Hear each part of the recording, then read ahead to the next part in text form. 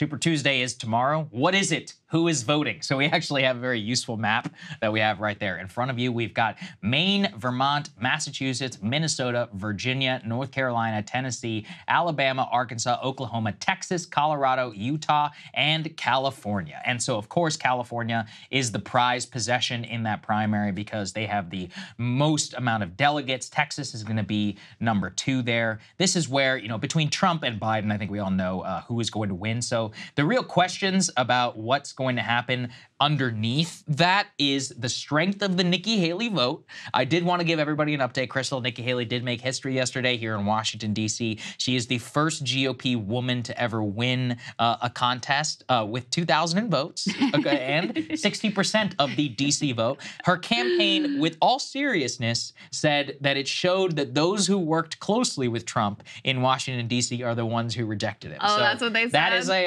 that's hilarious. Yeah, that's Nikki a spin. winning D.C. is like too perfect. I saw it. I saw a lot of Nikki signs on my drive in to Washington this morning, and I just kept thinking, how, in all good conscience, can you think that this is in any way electorally beneficial to you? So the one contest which she will likely win in this entire thing is Washington, D.C., not her home state, you know, traditionally something you want to do when you're a politician. So we're going to see what the Nikki percentage is in all of this. I'm really curious, actually, to watch it in the most populous states, places like Texas, places like California, not just in terms of the delegates that she's going to get, but that's a good test for what the national popular vote may be, you know, whenever it comes to Trump, and in places where everybody assumes Trump is going to win, whether and why people would want to cast an anti-Trump vote within the Republican Party. I'm curious on that. The second part is Uncommitted, which you have flagged here. We actually have a very useful map that we can put here up on the screen. This was, how do we pronounce this gentleman's name? I've been saying Edinger-Mentum is how I'm going with it. As we understand it, he's an anonymous poster on Twitter, but he's actually very good. Worth a follow, guys. He is worth a follow. He does a very good job in terms of compiling polling results and maps and such things. This is from his Substack. What you can see is actually in front of you are the various ways that Uncommitted works. So in some of the states, you can vote uncommitted. In some, you can vote uncommitted, but all write-in votes are counted. Some you cannot vote uncommitted, but blank ballots are counted. And some you can't vote uncommitted. You have only write-ins, but only write-ins that are qualified candidates count. And in some, you can't vote uncommitted write-ins and are not provided. Some, there are no primary, and some have already voted. So as you can see in front of you, if you are interested, you can just take a screenshot or something of this and see which state you're actually in. But yeah, I'm always reminded of how insane sometimes the U.S. electoral system is in various different states and how they run certain things. I remember I was asking you on the phone, I was like, hey, can I vote? I'm not sure if I'm registered in a party. You're like, oh, we don't do that here. And I'm like, what? Like, what a crazy state. Except for the states. Yeah, I mean, it's good. You know, in principle, I support I don't know. It's just weird when you move around like I do. I'm kind of in favor of having some like more federal standardization of whatever. We'll save that for another day. Actually, put that map just back up on the screen. I want to flag a couple of states here to keep an eye on. Unfortunately, our state of Virginia, Saagar, you cannot vote uncommitted. They do have write-ins, but they only count write-ins for quote-unquote qualified candidates, which is such bullshit. Yeah, how does that work? Right? Isn't that so obnoxious? Yeah. So, but you have, among other Super Tuesday states, a lot of eyes are going to be on Minnesota, which has a significant Muslim population and where there has been some organizing with regard to uncommitted. And you can vote uncommitted in the state of Minnesota. The other state that kind of jumped down at me is Colorado, which obviously has, significant young, a lot of college towns, activist base. That's another place where you can vote uncommitted. So that is noteworthy as well. Vermont is another one I would pay attention to, being a great hippie state that I love.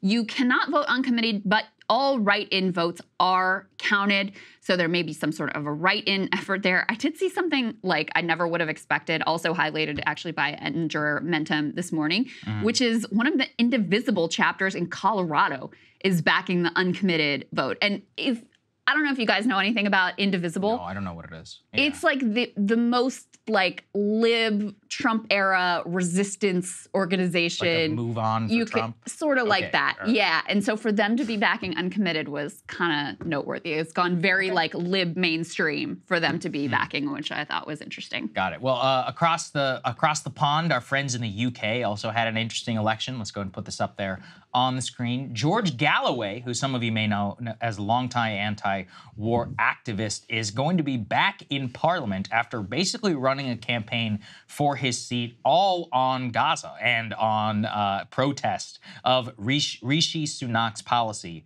of supporting Israel. So he will be taking his common seat for the Workers' Party of Britain after polling some 12,335 votes, more than 6,000 votes than any other candidate in the race. So that's pretty extraordinary. He was previously a Labour MP up until 2003 as an independent then for constituents between 2003 and 2015. But he really has made a name for himself both there and even here and some various U.S. Western programs as being a very consistent force against Iraq war, the U.S. and British involvement, and now against Western policy in Israel. So and in Ukraine signal. too, by the on way. Ukraine as well. Yeah. It's an important signal. I mean, you should remember too, across the pond, things work very differently. The Europeans have always, their governments may be supporting Israel right now, but their populations have been way more Israel skeptic. And I'm not just talking about the Islamic population in Europe. Like the overall Western European population has been far more skeptical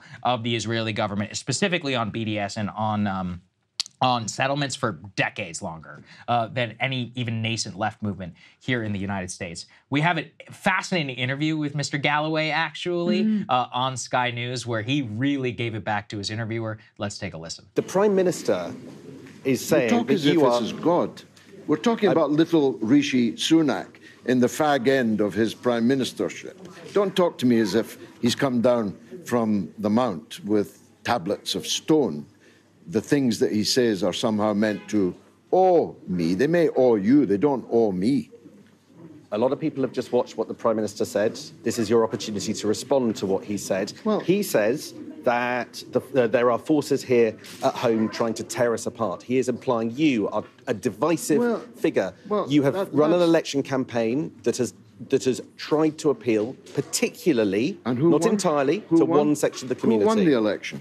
Me or Rishi Sunak? I've got the Democratic mandate here, not Rishi Sunak. He didn't even come second. He was lucky to come third. So don't put to me statements made by Rishi Sunak as if I'm supposed to be impressed by them. He don't impress me much.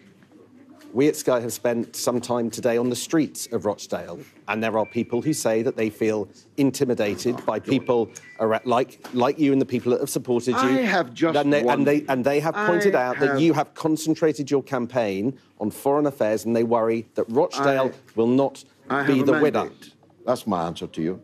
I was just elected with a thumping majority by the electorate in Rochdale. That's all that matters to me. Yeah, he's right. And, like I said, he won 40% of the vote. As he pointed to, the Conservative Party only won 12% of the vote. Yeah. But, yeah, he's like, I love a good British shit-stirrer politician. There's just nothing better than it. So I'm going to enjoy seeing him in the House of Commons. Yes. He will definitely make a name for himself. Yeah. Just to give a little bit of background on this election, and to be perfectly honest with you, I didn't know who this person was before this moment. I've looked at his policies, we'll just call them very heterodox, but he ran this, what's significant about this campaign is he really did lean into Israel, Gaza, and also that this seat that he's won isn't, the largest Muslim area that, that is in this region. So they have about 30% Muslim population in Rochdale, so significant, but it's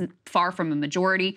The other thing that is noteworthy here, the Labor candidate, and this is an area that usually goes for Labor, the Labor candidate was forced to drop out because of some, what I would say were genuinely anti-Semitic comments. And so he was forced out. And so you had kind of this vacuum situation.